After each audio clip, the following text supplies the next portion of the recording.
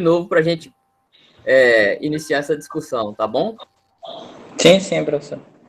Então, beleza, pessoal, já estamos gravando aqui, vamos fazer a nossa discussão sobre a teoria dos miasmas, né? O artigo que a gente leu aí na aula passada sobre a teoria dos miasmas. Eu queria que, antes de eu trazer a minha visão e opinião, eu já li esse artigo aí umas mais de 10 vezes, que eu uso ele sempre nas disciplinas e retorno, né, para poder dar continuidade, mas eu acho uma leitura muito importante, muito válida, por isso que eu trago assim no início da disciplina. Mas eu queria saber de vocês, o que vocês acharam com a leitura, o que vocês entenderam sobre a teoria dos miasmas. Certo, professor. Pelo que eu entendi, né, a teoria do miasma, na época, alguns cientistas, né, eles começaram a observar que as doenças, elas estavam relacionadas a alguma coisa da água, vinha da água, do solo, do ar, através da respiração, né, através da sujidade, de fermentações. Então, eles começaram a observar isso.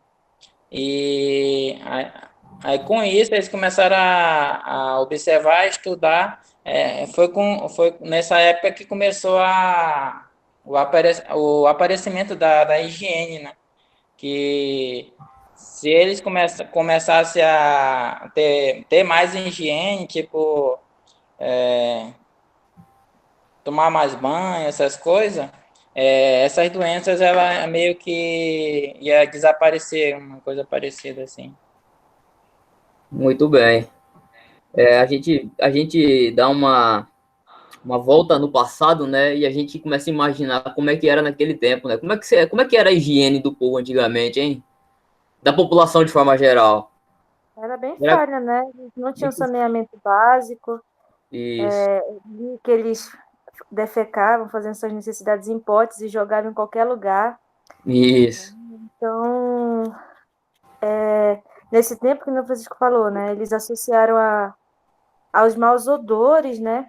Começaram a se limpar mais, a ter mais cuidado, a arejar mais o ambiente em que eles viviam. Só que aí foram vários pensamentos, né? Teve um que já discordavam, digamos que batia de frente com a umidade. Então ele já defendia que as pessoas não tinham que tomar muito banho Aham. por conta disso. Então, com o surgimento dessas novas hipóteses, a gente vê também que meio que deu um passo para trás, né? Porque depois, para novas descobertas, eles ficavam um pouco relutantes. Isso. Depois a gente viu o negócio lá do beriberi, né? Que é a deficiência de vitamina. Eles já estavam associando a patógenos, né? A outros agentes. Então, quando eles raciocinavam um ponto, era como se existisse só aquilo dali de verdade absoluta. Não É tinha verdade. outras vertentes. Eram sempre associados a patógenos, bactérias, vírus, essas coisas. Então, são coisas que a gente passa até hoje, né? Isso. A Eu queria ciência. chegar nesse ponto aí, Tayane. A gente observa que, se a gente for trazer para o contexto atual, a disseminação da informação, né, ela é muito boa para o bem e para o mal, né? No caso da teoria dos miasmas, o que a gente observa, né? Antigamente já era culturalmente ou podemos dizer mesmo pelo conhecimento e educação das pessoas de antigamente, que se tinha, né, por crenças e costumes, acreditar que eram os maus odores que tinham os problemas, ou a pessoa estava pagando um pecado ali, alguma coisa de ruim que ela fez, até, né, se ela cometeu um homicídio ali, matou alguém, o sangue ali da outra pessoa, ela poderia trazer esse castigo, a pessoa estaria imunda, a pessoa estaria suja, né? É uma coisa que parte até hoje em alguns locais, e tem suas diferenças, tem suas crendices, suas culturas, e as pessoas também vão levar isso muito em conta nos seus hábitos, né? Rapidinho, eu já passo para você, Francisco, deixa eu só falar um pouquinho aqui sobre esse raciocínio aqui, para a gente trazer na atualidade. No mundo hoje, se a gente tiver contato com outras culturas, eu estou falando a nível mundial, mas depois eu vou trazer para nível regional. Mas a nível mundial, se a gente tendo contato com outras culturas, a gente observa também que os hábitos já ainda são diferentes, né? Eu tive a oportunidade de ter contato com estagiários quando eu fazia pós-graduação, estagiários da Europa, de alguns países, que eles não tinham o hábito de tomar banho como nós brasileiros, entendeu? A gente passava o dia no hospital, mexendo com os animais e tudo, e para eles, assim, quando chegava a noite, e nós brasileiros, nós temos o costume de nos banharmos mais, de mantermos mais asseados, eles continuavam com a mesma roupa do campo, deitavam na cama com a roupa do campo, sujo do mesmo jeito, ou às vezes dormia e acordava já pronto no outro dia. Enfim, mas para eles era normal. E para a gente isso não é normal. Então é uma questão de cultura mesmo, de costume. Tem a questão também da regionalidade em relação a fatores climáticos. Né? Locais muito frios, as pessoas também já têm essa problemática em relação ao banho e também pela disponibilidade de água em alguns locais. Já quando a gente traz para o nosso regional, a gente observa também. Tem algumas regiões do país que vão ter hábitos, as pessoas têm esse hábito, ou até isso individualmente, né? Tem o hábito de se assear mais, de tomar mais banho e tudo, como também em outros locais, não. Isso tem a influência cultural, a influência climática, enfim. E o nível também de informação. Então, para a gente pode até ficar um pouco espantado, mas se a gente trazer para o contexto atual, é como se a gente for falar do que está acontecendo hoje. As informações são disseminadas e aí as pessoas acabam absorvendo essas informações, né? Tanto para o bem quanto para o mal. Se a gente for trazer para o contexto atual da vacinação, tem notícias sendo disseminadas para a vacinação em massa, para que a importância disso, e uma grande parte da população adere. Tem outras notícias já vinculando a não vacinação, ou teorias de conspirações, com teorias. Essa semana eu fiquei, assim, um tanto até admirado. Conversei com um rapaz e ele falou para mim que assistiu um filme em 2007, que no filme o cara dizia que só tinha ele e um cachorro, e não tinha mais ninguém na Terra, e aí ele encontrava uma mulher sobrevivente, e aí eu pergunto, o que aconteceu? Em 2021 tomaram uma vacina e matou todo mundo. Aí disse que não quer tomar vacina porque viu esse filme em 2007 e dizia isso. Eu falei, mas isso é ficção. Não, mas como é que dá tão certinho do ano 2021? Meu Deus do céu. Entendeu? Então, assim, às vezes acabam, né, as informações disseminadas, elas têm uma contribuição muito grande também para os hábitos e condutas da população. Por isso que, trazendo para o contexto da nossa disciplina, como eu falo para vocês, a importância da educação em saúde. Nós temos que levar informações corretas, informações que vão trazer benefícios à população em relação à saúde, né? Nós vamos trazer, nós vamos ensinar, instruir, orientar para manter a saúde humana, a saúde animal, a saúde ambiental, o cuidado com a saúde única, tá certo? Então, assim, atualmente ainda tem, né? Claro que mudou muito, né? Principalmente nesse contexto de higiene, só que tem esse fator cultural, mas também vai ter o fator que a gente não deve deixar e que a gente via também naquela época, como a Tayane começou a colocar aí, não tinha coleta de lixo, e tanto os hábitos individuais da população, mas também os hábitos do Estado, de quem está ali responsável por organizar. E, infelizmente, no nosso país, né, trazendo para o regional, muitas das localidades ainda não tem saneamento básico, não tem água de qualidade, água disponível. Tem locais que não tem água disponível. Então, assim, não é só o fator individual, população, indivíduo, mas também o fator organizacional, o fator governamental, o fator de políticas públicas, que isso influencia também na questão da higiene.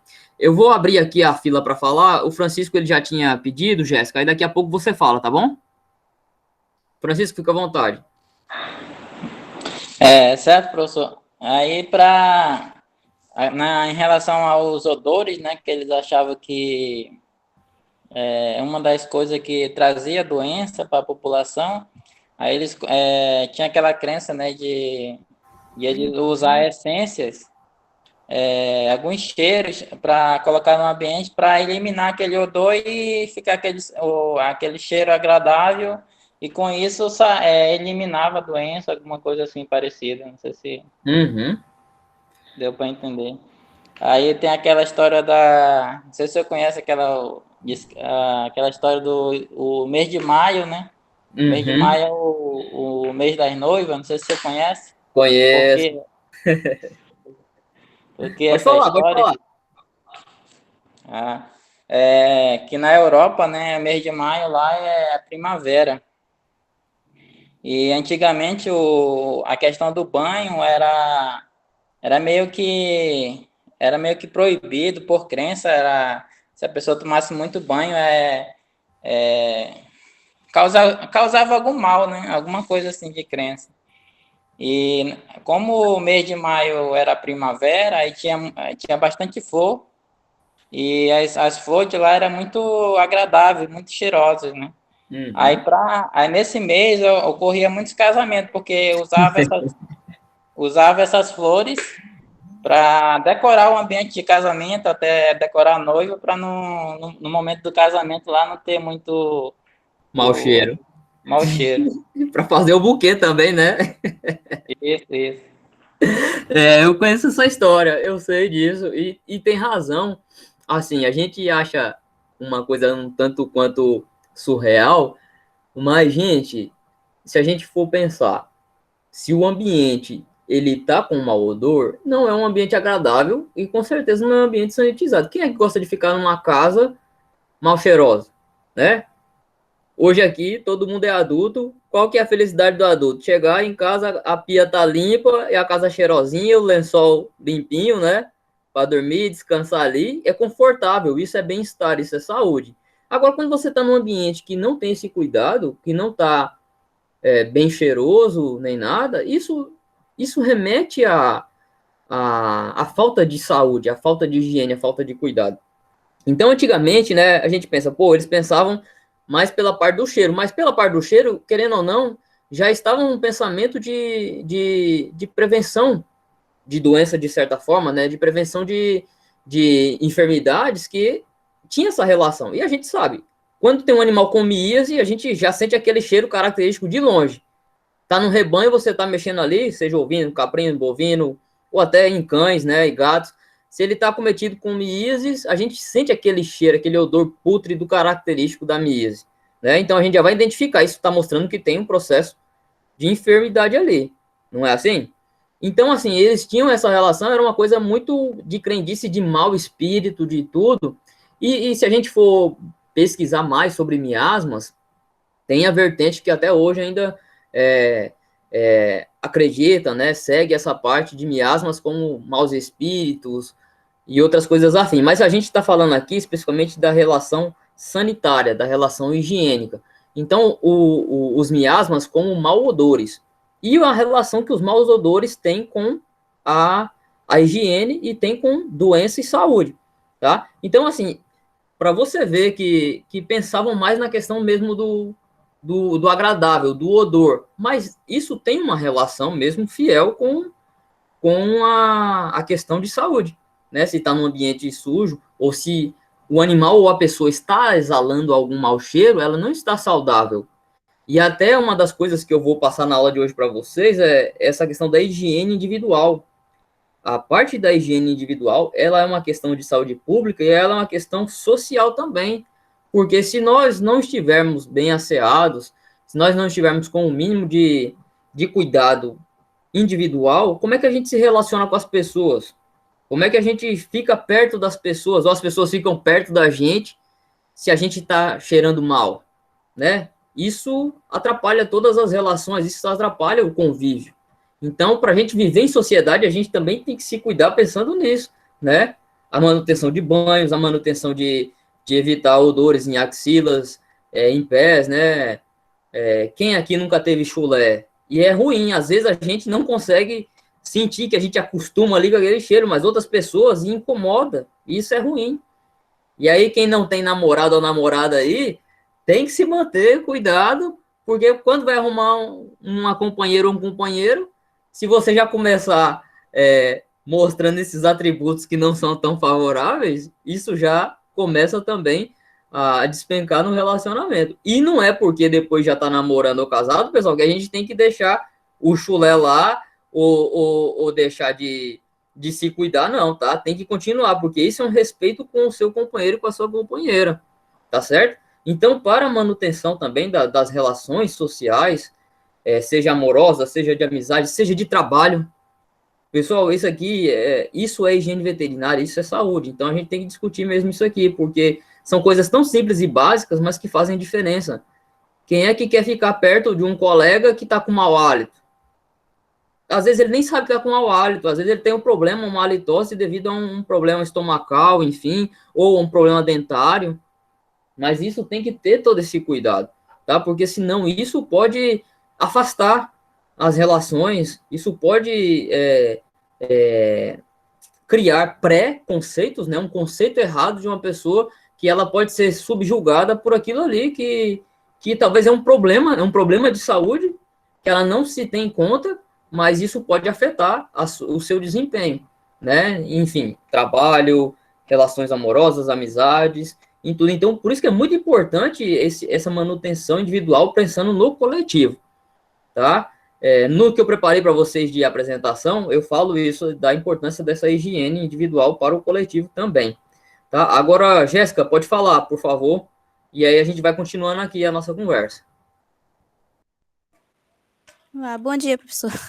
Não, eu só queria comentar um pouco sobre, foi falado, né, da questão dos maus odores, né? Eu acredito que tudo teve um início, né? Para hoje a gente saber das descobertas científicas, vamos dizer, tudo teve um processo. Então lá começou, como foi falado no artigo, né? Eu queria mais destacar isso, que começou com algo. E para eles foi essa questão do mau odor, né? Eles viram que tinha algo errado aí, né? Que como foi falado também no artigo cita, que eles jogavam os dejetos nas ruas, não tinha saneamento básico algum. Então eles começaram a observar que o mau odor estava relacionado com enfermidades, com doenças. Eles não sabiam muito bem o que era que estava acontecendo, o que era que poderia causar a doença. Mas eles sabiam que tinha alguma coisa errada em relacionado ao mau odor, como o senhor citou, né? Quando o animal está doente, no caso da Mias, né? A gente sente um odor característico. Então, eu acho que para hoje a gente chegar o que é um patógeno, o que é um agente, o que é o causador da doença, começou nesse ponto aí, entendeu? Que alguém detectou e disse, não, tem alguma coisa errada em relação ao mau odor. Ele associou, né, uma coisa a outra.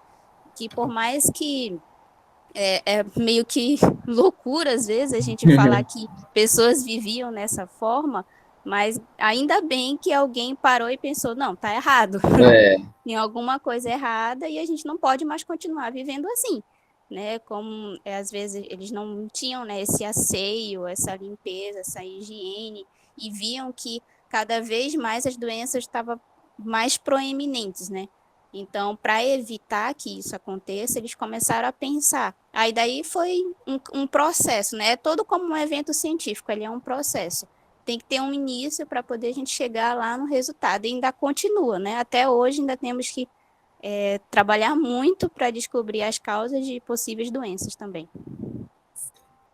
Com certeza, Jéssica, e muito bem observado isso, como você falou. Ainda bem que começaram a pensar, né, e associar que isso não estava certo, e aí com isso começaram a ter mudanças, né? Você vê que começou o quê? Esses locais onde tinham mais sujidades começou a ser afastado das cidades, né? Cemitério, matadouros, lixões, começaram a tirar. Imagina o que era de lixo dentro da cidade. Sim, tipo, né? Alguém olhou, né, e disse, temos que fazer alguma coisa, temos que mudar, né, porque senão a gente vai chegar aonde? Não vai chegar a lugar nenhum. Porque imagina, todos os dejetos jogados na rua, como é que você andava na rua? Deveria ser bem complicado, né? Nossa, e assim, o ruim é que nós, seres humanos, somos a espécie que mais se adapta, né, se acostuma às adversidades. A gente tem uma facilidade muito grande de se acostumar e até com o que é ruim. Então, eu tô falando assim, o ruim é isso, porque nós nos acostumamos com o que é ruim. E, infelizmente, a gente tem grande parte da população que vive em situações ruins e estão acostumadas porque, infelizmente, muitas das vezes não depende delas para mudar, né? Depende de uma coisa maior, uma coisa do Estado. Quando eu falo Estado, não é a unidade federativa Estado. O Estado, o governo, uma coisa maior, trabalhar em prol dessa região, dessa sociedade, entende? Vocês entendem o que eu estou falando, né? Então, assim, infelizmente, grande parte da população também se acostuma a essa parte ruim, como a gente vê nas nossas... Quando tem enchente na nossa cidade, o que uma parte da população faz? Acha é bom e toma banho nos canais, toma banho ali, no meio de esgoto e tudo, e acha que não tem nada, né?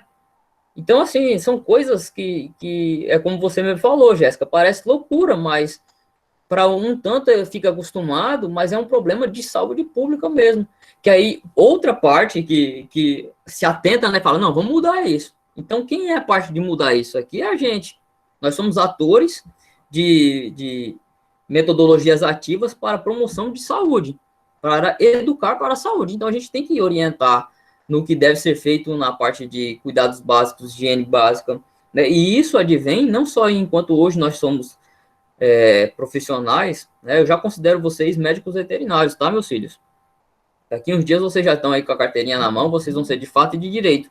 Mas vocês já completaram basicamente todo o curso de vocês, vocês agora só têm que finalizar o estágio e já são médicos veterinários. Então, assim, grande parte do que vocês tinham que aprender, vocês já aprenderam. Claro que o aprendizado é contínuo e vai continuar, mas eu acho que é importante também vocês já se sentirem como médicos veterinários para terem essa responsabilidade das ações que vocês têm que ter daqui para frente.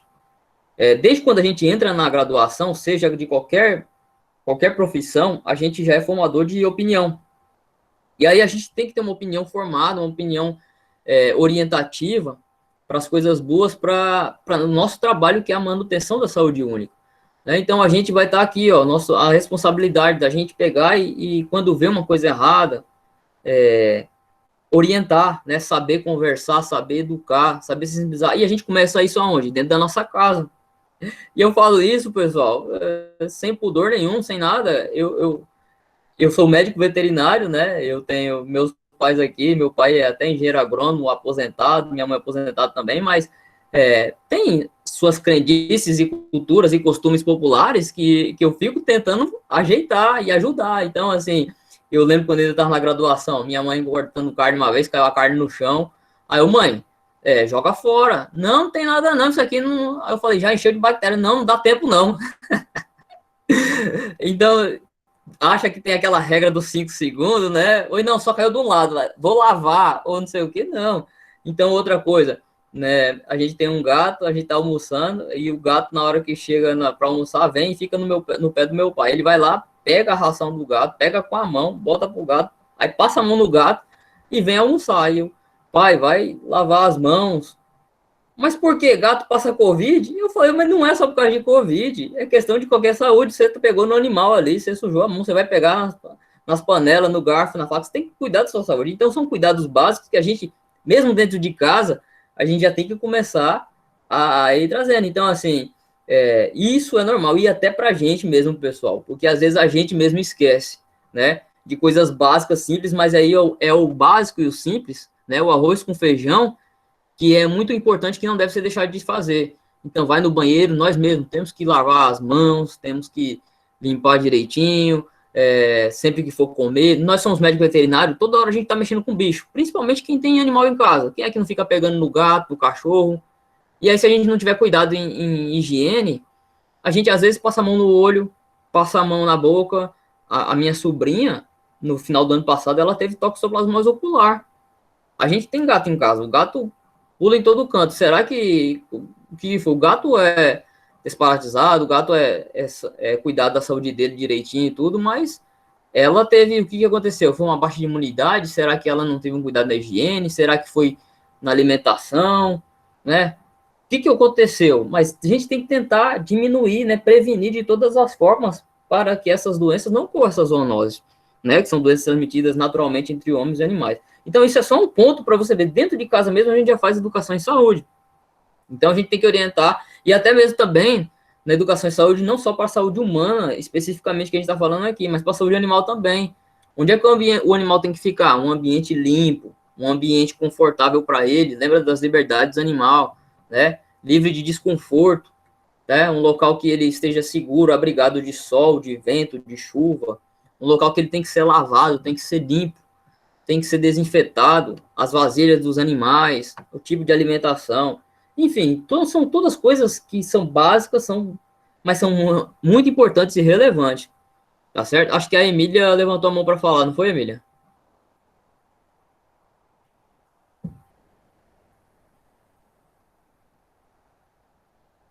Oi, Emília? professor. Oi. Oi.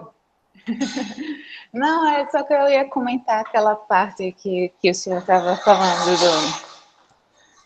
da higiene, né? As pessoas jogarem, que já está falando, jogarem as coisas na rua, para dizer que hoje não é muito diferente, né? Porque Manaus, embora seja uma cidade que era para ser mais ecologicamente correta, né? Está no meio da floresta, tá?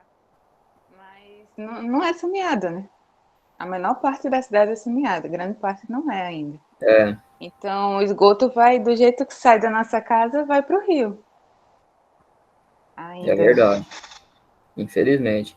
E é aquilo que a gente falou mesmo. Infelizmente, tem coisas que às vezes não dependem da população, né? Individualmente. É uma coisa mais Estado, né? Uma coisa mais governamental, uma organização maior. Mas e isso na nossa região e em várias regiões do país, viu, pessoal? Infelizmente. Francisco, pode falar. Só um comentário, professor. É que ali naqueles bairros aqui de Manaus, né, ali próximo do lixão, a maioria dos bairros ali próximo, as casas têm poço, né? O pessoal manda construir poço artesiano. E aí fizeram algumas análises da água desses poços, né? Aí encontraram, né? A água não é potável, tem chumbo, coliformes fecais, tudo não é uma água de qualidade para ser ingerida, né? Para ser bebida. E todo mundo, e o pessoal do bairro, né? Todo mundo toma a água do poço pensando que aquela água, por ser de poço, é de qualidade, mas na realidade não é. E também, né, tem alguns bairros que eles constroem um poço, né, e fica meio que todo o pessoal do bairro ele pode ir lá naquele poço e encher seus garrafões. Aí meio que a pessoa tem poço em casa, aí ela tem água, poço artesiano em casa, ela vai pegar água naquele poço lá do bairro, pensando que a qualidade da água de lá é melhor do que a do poço dele, né? Sendo que é a mesma coisa. E falta o quê? Essa instrução de que o local ali pode estar contaminado, né? É como a gente vê aí, os lençóis freáticos pode, como você falou, é perto de lixão, é perto de outras coisas que podem contaminar mesmo esse local. E aí tem essa falsa impressão de que está tomando água natural, vindo de um poço ali e tudo, mas não é. Então, quais os cuidados básicos que tem que ter com essa água? Fervura, adição de água sanitária, né, de cloro, hipoclorido de sódio. Então, o que tem que ser feito para melhoria da sanidade desse elemento que é tão importante, que é vital para a vida, né? Isso, falando, você falou, eu lembrei daqui uma questão também que na nossa região também acontece. Isso é popularmente no Brasil todo, mas na nossa região eu já vi um bocado que é o consumo de leite e derivados crus, né? Então, assim, tem gente que ainda tem aquela ideia na cabeça que o leite tirado do peito da vaca na hora é o mais saudável. Gente, isso é só se a vaca for testada, né? Comprovada que não tem brucelose nem tuberculose. E mesmo assim, eu, como médico veterinário, eu não tomo leite assim, não. Se fosse para tomar, eu teria que ferver. Porque tem que ser uma coisa muito higienizada para não ter nenhum acúmulo de micro-organismos que pode trazer pelo menos uma diarreia, né? Então, assim, as pessoas acham que tomar o leite direto ali do teto da vaca tá fazendo uma coisa saudável, né? Ou esse leite também, clandestinamente, que é comercializado, é leite direto da fazenda, né? Ainda tem uma propagação de informação que leite de caixinha é ruim, não sei o quê, mas é o que é tratado, né, termicamente, o que é cuidado com a saúde da população para não ter riscos realmente, né? Claro que já aconteceu problemas e por isso que tem-se essas dúvidas e também questões industriais que acabam uma competindo com outros e disseminando algumas fake news aí. Né?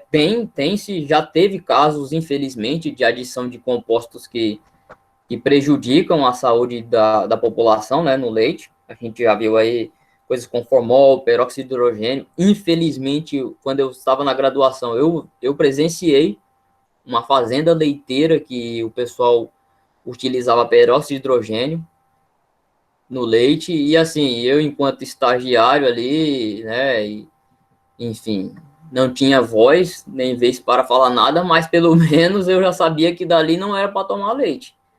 Só que eles justificavam que era a forma de conservação, de manutenção daquele leite, porque não tinha tanque de resfriamento, mas isso não é justificativa.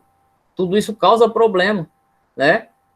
Pode ser que às vezes a gente não observa o problema a curto, médio prazo, mas a longo prazo pode causar problemas, e está errado, né? Uma coisa que acontece hoje ainda, pessoal, muito, e o pessoal não tem cuidado, é a questão do resíduo de antibiótico utilizado nos animais, né, para fazer algum tratamento, e aí a pessoa não faz o descarte do leite, tá?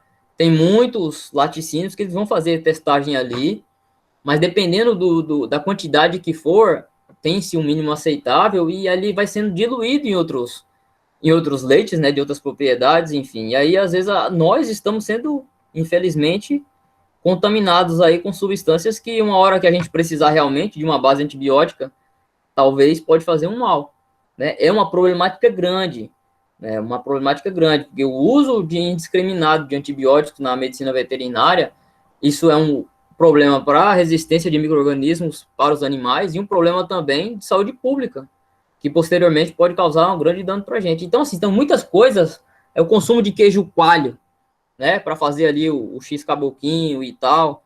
Se eu não tiver certeza da origem desse produto, será que é confiável, né? Ou então tem gente que também acha que é aquele queijo furadinho, que é o mais gostoso, é melhor para fritar, fica mais durinho, mas não sabe que aquilo ali é devido a um processo fermentativo de gases, de micro-organismos de coliformes fecais, né, Escherichia coli, enfim, outros aí, que pode causar esses danos à saúde.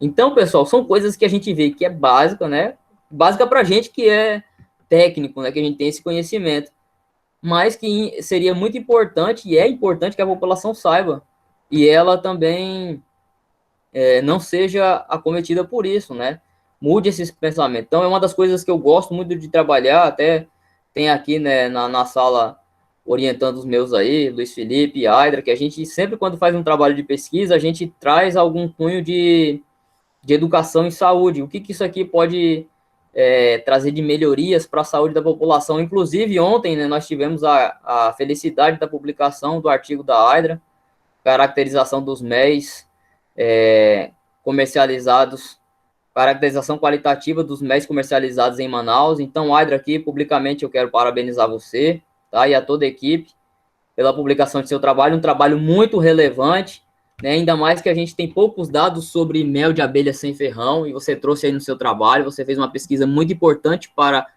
a nossa região e para a saúde pública, então é um trabalho que, pessoal, já está aí disponível na rede, tá? Vocês podem estarem buscando aí, vocês podem estar lendo, e a Aydra teve essa iniciativa, já pela gostar da área da meliponicultura, né? Ela gosta de trabalhar com isso, e é muito importante a gente ver que ainda falta também legislações específicas e o conhecimento da população. Às vezes a pessoa só quer comprar pelo preço, né? E isso influencia, claro, ainda mais no momento que a gente está vivendo de crises aí, mas a pessoa não pode só ser levada em consideração a preço de produtos, né? Tem que saber qualidade, tem que saber se é adulterado, se não é, se tem essa problemática, se tem esse risco, porque são coisas que podem trazer riscos à saúde, né? Luiz Felipe também trabalhando aí com a parte de problemas gastrointestinais, verminoses, em pequenos ruminantes e tudo. Qual que é o problema dessas verminoses para os animais, para o desempenho deles? Será que tem problemas para a saúde da população humana? Quais cuidados que deve ter? Então, assim, acho que a gente tem que aliar em todas as nossas pesquisas, nossos trabalhos, o que a gente pode contribuir com a população, o que a gente pode fazer, tá? E onde a gente está. A gente tem que pensar no contexto regional. Então, assim, é como eu falo, vocês vão trabalhar em clínica de pequenos, vocês vão estar lá fazendo educação em saúde, vocês vão estar lá orientando o pessoal para cuidar da saúde deles, para cuidar da saúde dos animais, a higiene dos animais, especificamente no que a gente está falando aqui, na higiene veterinária, né? Qual que é essa relação aí do teoria dos miasmas? Por que ela foi importante? E por que até hoje, assim, a gente ainda pode levar em consideração? Se as pessoas tiverem noção disso mesmo, né? Talvez ela não sabe cientificamente, mas empiricamente ela sabe que se um local tá mal, tá fedendo ali, se o animal tá fedendo, ele tá doente, então tem que melhorar, tem que buscar uma ajuda, tem que evitar isso, né? O animal não pode ficar no local que tá fedido, que tá ruim. Se não é bom para mim, também não vai ser bom para o animal, e assim por diante, certo? Então sempre a gente vai trabalhar nessa parte da instrução. Voltando um pouco, mais especificamente à teoria dos miasmas, eu queria que vocês já relataram bastante o que é, né? Vocês entenderam, né? Quem falou aqui. Agora eu queria saber a importância dela para o início do movimento higienista, né? Sanitário. Qual que foi a importância? A Jéssica ela já colocou aqui que alguém começou a pensar que tinha que mudar. Mas aí o que mais de fato foi mudado nessa época? Se a Jéssica quiser dar continuidade, outras pessoas aí também, o que de fato começou a se mudar e por quê? Né? E qual foi o evento que ocorreu nessa época aí, que aí também deu uma virada de chave grande para a mudança dos hábitos higiênicos?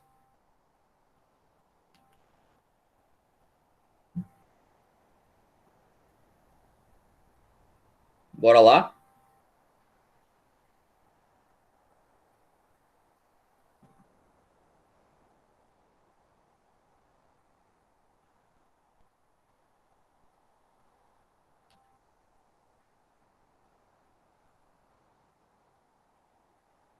Bora, bora, bora, bora. Cadê vocês, pessoal?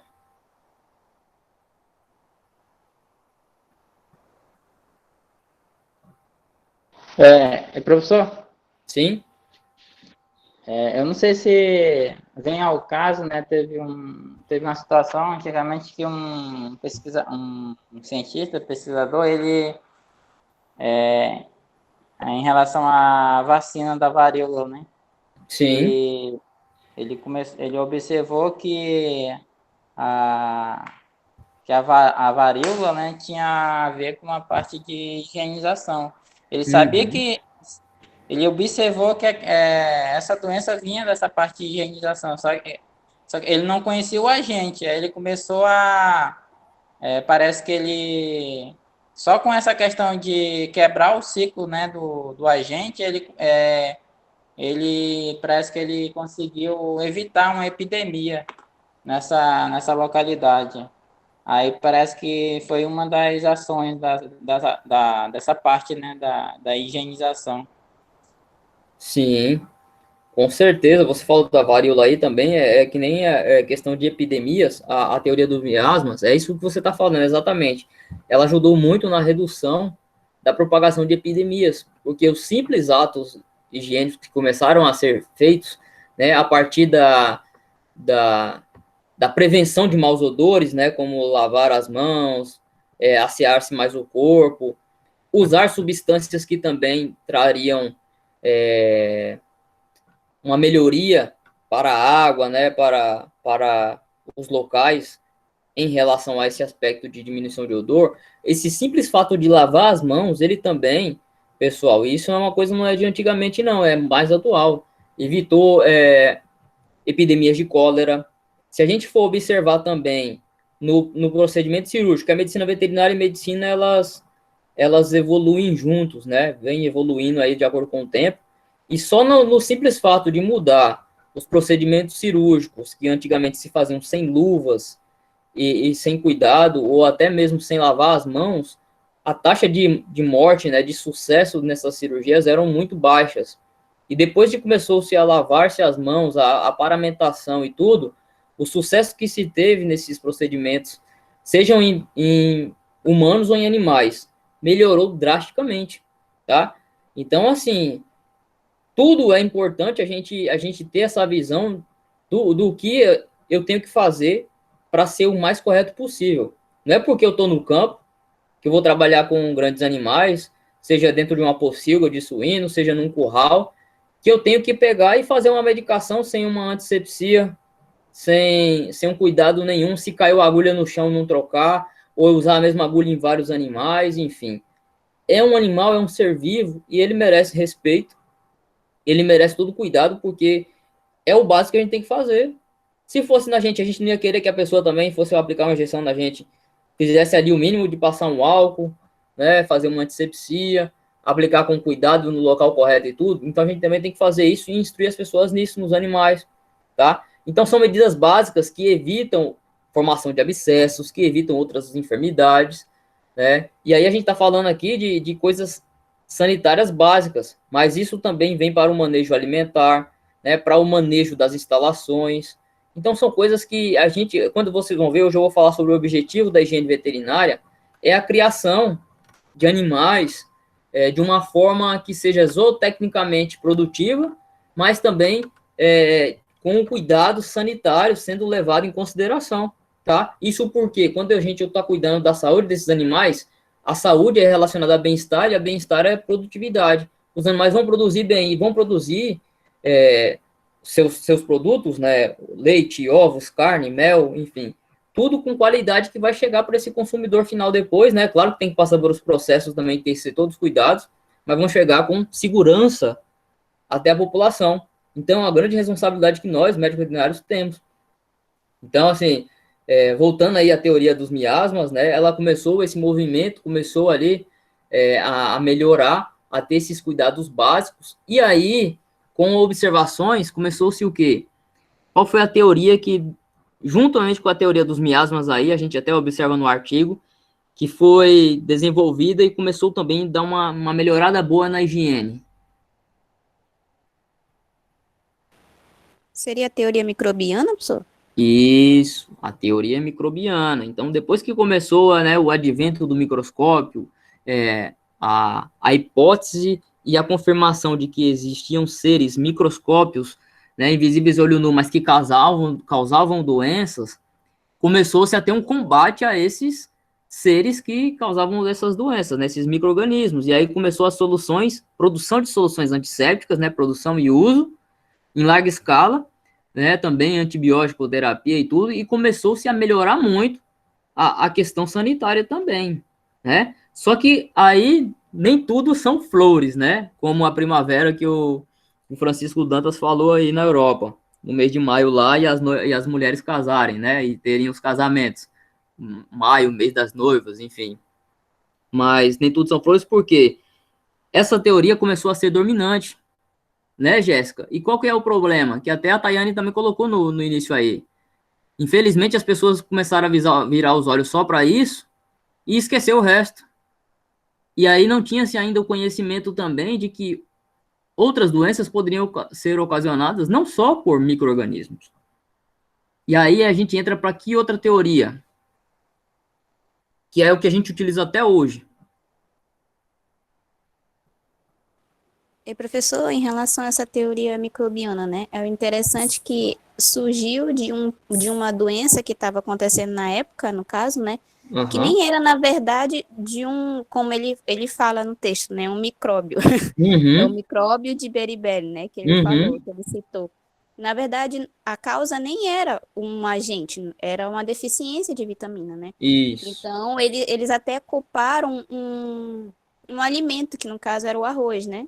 Que Sim. as pessoas que comiam em abundância, eles estavam ficando doentes. Então, o arroz se tornou o vilão. Então, às vezes, parece assim que ou é 8 ou é 80, né? É uma coisa que... só porque... É que nem trazendo um pouco a nossa atualidade, né? O que está em foco agora da vacina, né?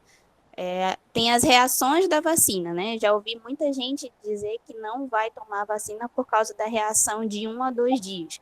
Ou então, eu já ouvi falar de pessoas também, fulano morreu porque tomou a vacina, entendeu? E sendo que talvez a pessoa ela tinha outras complicações totalmente Sim, diferentes e culpou uma coisa que não tinha nada a ver, entendeu? Então, entendi. isso acho que não é uma coisa assim só daquela época, né? Infelizmente, o ser humano Não, tem esse negócio de culpar uma é. pessoa ou algo, né, que na verdade nem é. Não, isso é Então, acho verdade. que essa da teoria microbiana, e às vezes isso atrapalha o processo científico, né? Porque eles sabiam que Muito. tinha alguma coisa errada, deram uma doença, tinha um agente, né? Uhum, Eles estavam caminhando, só que aí, só porque o pessoal come muito arroz, o uhum, culpado é o arroz, o problema é o arroz. Então aí já uhum. travou de novo, né? É a doença do arroz, né? Aí para eles chegarem até a causa que verdadeiramente era a deficiência de vitamina, foi bastante tempo, entendeu? Sim. Então, às vezes, essas falácias que infelizmente acontecem, até hoje acontece, isso atrasa o desenvolvimento científico, né? Que, como, de novo, né, as benditas fake news que Isso. acontecem hoje em dia, muitas pessoas têm escutam coisas totalmente errôneas e acabam atrasando uma coisa que já era para a gente ter vencido há muito tempo e fica atrasando e fica adiando, né, o resultado final. Então, acho que isso ainda estava bem, aconteceu naquela época, né, e ainda continua acontecendo até hoje, que é uma coisa que nós, como futuros veterinários, né, a gente tem que estar em mente isso, que a gente vai se deparar com esse tipo de coisa. E como profissionais, a gente tem que estar sempre orientando, né? Olha, não é assim, calma, vamos dar uma freada, vamos analisar direito. Será que é isso mesmo? E será que isso realmente está associado, né? Então, acho que tem que repensar às vezes. Perfeito, Jéssica. Perfeita a sua contextualização para o atual. É isso mesmo. Trava o desenvolvimento científico, ainda mais você imagina numa época que não se tinha um pensamento crítico, né, científico. Hoje, nós trabalhamos aqui, e nós veterinários também, isso faz parte da nossa rotina, nós temos que ser cientistas. Nós somos cientistas, porque a gente faz ciência, a gente não trabalha com achismo, nem curandeirismo, né? Nem nada. A gente trabalha com ciência mesmo, com dados, com comprovações. A gente usa uma medicação porque é comprovada ali. Ou a gente vai testar, né? A gente vai testar algum método científico por meio de hipóteses. Só que qual que é o problema que se teve muito na antiguidade, e aconteceu esse problema aí, na teoria unicausal microbiológica, né, e dos micro-organismos aí, e aí esse problema de não se atentar a outras, porque às vezes um indivíduo, e isso serve uma reflexão para nós profissionais, seja na clínica ou outra vertente, a gente tem que abrir a mente para outras hipóteses que podem ocorrer. Por exemplo, se eu sou chamado para ir para uma fazenda, e aí o cara me relata o histórico por telefone, que os animais que estão acometidos, eles estão com febre, eles estão cansados, estão magros e tem presença de carrapato. Eu sou buiatra, eu já tenho uma noção do que pode ser, né? Por esse histórico aí. Lembra que o histórico, a anamnese é 50% do diagnóstico na medicina veterinária. Bom, eu tenho isso. Agora, se eu for só com isso na cabeça e chegar lá já pensando que é essa doença que está na minha cabeça, que vocês também estão pensando aí, né? Se eu for pensando só que é TPB e eu não abrir os olhos para pensar em outras hipóteses que podem ocorrer, que esses animais podem estar sendo acometidos, e já chegar lá, tratar em cima dessa primeira hipótese que eu pensei e não avaliar o resto, pode ser que eu esteja errado. E se eu não diagnostiquei correto, eu não tratei correto, não fiz meu trabalho correto. Então é uma reflexão para a gente também. A gente tem que abrir a mente, a gente tem que vai examinar um animal, tem que pensar em todos os diagnósticos diferenciais, tem que eliminar todas as hipóteses, tem que ver o que é mais condizente, o que está dando mais ponto ali para você chegar, certo? E poder realmente, né, se examinou corretamente, você vai conseguir diagnosticar corretamente, vai conseguir tratar corretamente.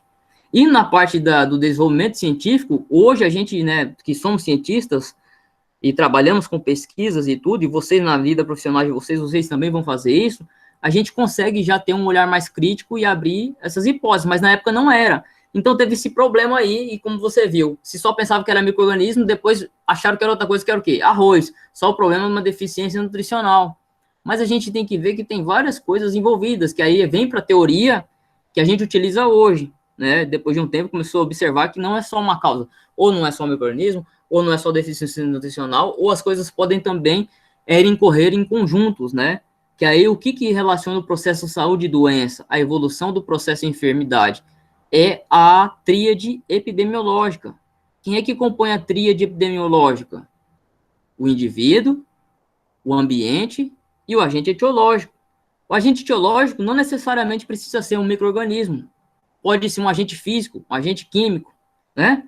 O ambiente, quais que é as influências do ambiente? Pode ser o relevo, o clima, a umidade, a temperatura, a sanitização desse ambiente, as instalações, né, a densidade, a umidade, a presença de outros micro-organismos no ambiente, que aí já vem também para os fatores junto com o individual, o hospedeiro, né? O que tem o hospedeiro? Sua resistência, sua susceptibilidade, suas características individuais, raciais, sua categoria de produção, sua categoria de vida, sua idade, seu estado fisiológico, seu estado nutricional, tá? Seu estado reprodutivo, tudo isso, então, olha quantas coisas que são influenciadas para o desenvolvimento do processo de enfermidade. Então, a gente tem que estar muito atento. Nessa época não tinha, mas aí com o tempo começou-se a observar também que outras coisas poderiam causar doenças, não só maus cheiros, não só micro-organismos, não só deficiências nutricionais. E quando a gente tem várias coisas causando, a gente chama de multicausas, né? Então, é a teoria multicausal, que é o que a gente utiliza hoje. Então, por isso que para a gente também ser um bom clínico veterinário, um bom médico veterinário, um bom agente de saúde, eu tenho que ter conhecimento básico. Conhecimento básico, a base, ela não é só uma disciplina, não é só um tipo de conhecimento. O conhecimento básico é o conhecimento geral, né? Tem até um livro que eu já vi algumas coisas deles e eu tô doido para ler esse livro. Por que os generalistas, alguma coisa assim, generalistas, melhor que especialista, enfim. Claro que a gente tem que se especializar, tem que aprender, mas antes de eu entrar a fundo numa coisa, eu também tenho que saber o básico, eu tenho que saber o feijão com arroz, eu tenho que fazer ali o trabalho da caneta Bic, né? O que é o trabalho da caneta Bic? Quantos anos a caneta Bic é da mesma coisa, da mesma forma, e não muda, o sucesso dela não cai, né? Pode aparecer outras canetas e tudo, mas é uma coisa que ali todo mundo já sabe que aquela ali é a qualidade dela, ela faz o básico, ela faz a função dela, ela não precisa mudar. Então, a gente sabendo o básico também da nossa função, o básico do que tudo que vocês viram até hoje na medicina veterinária, o que a gente viu aqui na graduação, pessoal, isso é o básico do básico do básico, tá? É o básico do básico do básico do básico. Mas esse básico do básico do básico do básico, vocês sabendo eles, vocês já são médicos veterinários. Agora, vocês vão ter que aplicar mais, aprender mais. A cada dia a gente aprende. Eu hoje estou com 9 anos de formado e todo dia eu aprendo mais um pouco. E quero permanecer assim, aprendendo até o final dos dias, porque o aprendizado é o que nos move e se a gente não aprender todo dia, a gente fica para trás. E a gente trabalha com saúde, a gente trabalha com educação, a gente precisa estar sempre aprendendo mais mesmo. Tá? Então, assim, a gente sabe que tem outras causas. A gente precisa desse conhecimento básico. Quando eu falo de conhecimento básico, eu estou falando de quê? Lembra que eu dei lá em semiologia médica de ruminantes? Quais são os requisitos básicos para um bom clínico veterinário? E aí não é só para o clínico, né? Eu estou falando aqui de forma geral. Qual o conhecimento básico que eu tenho que ter? O nome disso é propedêutica, tá? Eu tenho que ter a propedêutica para a inspeção, a propedêutica para a anatomia, a propedêutica para a clínica, a propedêutica para a educação em saúde, para a higiene veterinária. Então, hoje, vocês chegaram aqui, vocês já têm uma propedêutica do que a gente está tratando, né? Vocês já têm um conhecimento básico, vocês já têm uma apropriação. E o que a gente vai fazer agora é aplicar um pouco mais, especificamente, a parte higiênico-veterinária. Tá certo? Beleza? Então, pessoal, assim, mesmo sendo uma coisa antiga, mas fiquei feliz da contextualização com a realidade, com a atualidade e do que está acontecendo nessa reflexão. E aí, assim, no geral, esse artigo já deu para a gente entender uma noção da higiene veterinária, do processo de higiene, o quanto é importante para a saúde.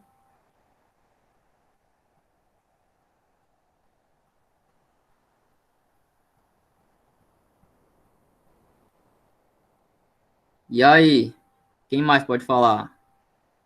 Jéssica, Francisco, Emília, já falaram. Tayane, Luísa. Bora, Gabriel, fala um pouquinho aí. Matheus, Rebeca, Luiz, Letícia, Jonas, Aydra.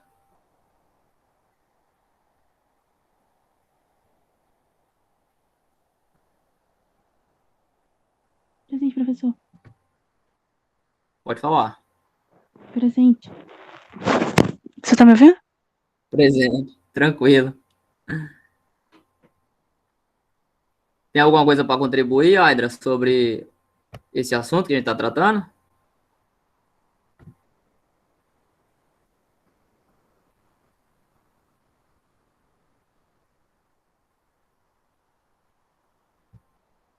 Vocês ficam mais tímidos no remoto do que no presencial, né? Fiquem tranquilos, viu? Então tá bom, pessoal. Ó, em relação ao questionário, né? Os conceitos. É verdade, Luísa? Fica mais tímido aqui no remoto, é? Eita, falar em remoto. Tô doido para voltar pro presencial, hein? Quem aqui tá, levanta a mão. Ninguém. É Levantei, professor, levantei aqui. Ah, porque tem um botãozinho aqui que levanta a mão, Emília.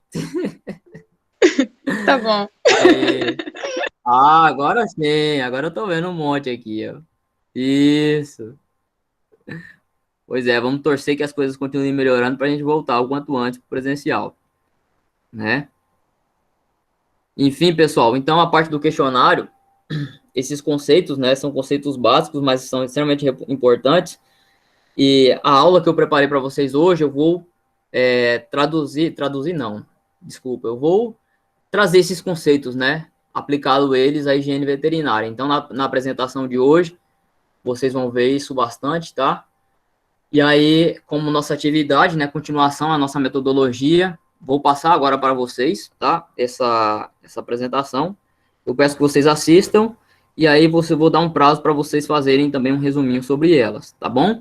E aí a gente continua a nossa disciplina. A próxima aula vai ser na terça-feira, às 9 horas da manhã. Tá ok? Dúvidas?